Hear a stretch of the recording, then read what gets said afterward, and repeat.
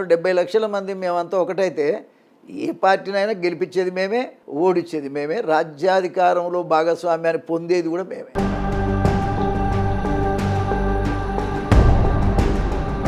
Ethics లేని రాజకీయాలు ప్రస్తుతానికి నడుస్తున్నాయి. బీసీ వర్గాలకు కానీ ఎస్సీ వర్గాలకు, ముఖ్యంగా మాదిగ కులం తెలంగాణ వచ్చినాక విపరీతంగా నష్టపోయింది.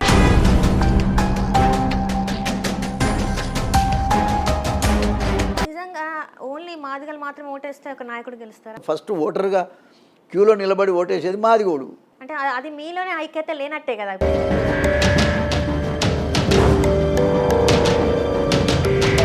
తెలంగాణ మీద మీ అభిప్రాయం ఏంటి సార్? తెలంగాణ అంటే నాకు ఇష్టం లేదు. ఇష్టం లేదు. కారణం ఏంటంటే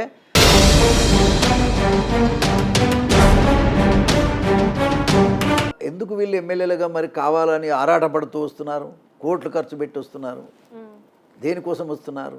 జనానికి ఏదైనా మేలు చేస్తుంది కట్టరా?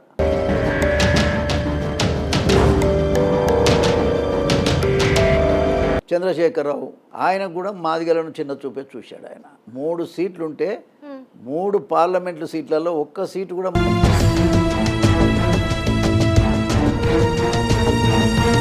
ఇప్పుడు మీరు కాంగ్రెస్లో ఉండి కూడా మీరు కాంగ్రెస్లో అంటే డైరెక్ట్ రేవంత్ రెడ్డి గారికి సవాల్ విసురుతారు.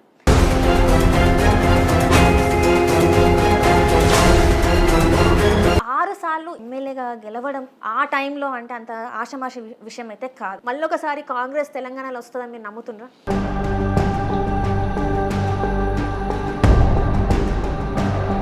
అంటే రేవంత్ రెడ్డి గారు చెప్పేది ఏంటంటే అవి ప్రభుత్వ భూములని మేము కాపాడుతున్నాం. ఇప్పుడు ఆ పార్టీలో ఉన్న నాయకుల్లో ఇప్పుడు రేవంత్ రెడ్డి గారి మీద అసంతృప్తిగా ఉన్నారు కదా.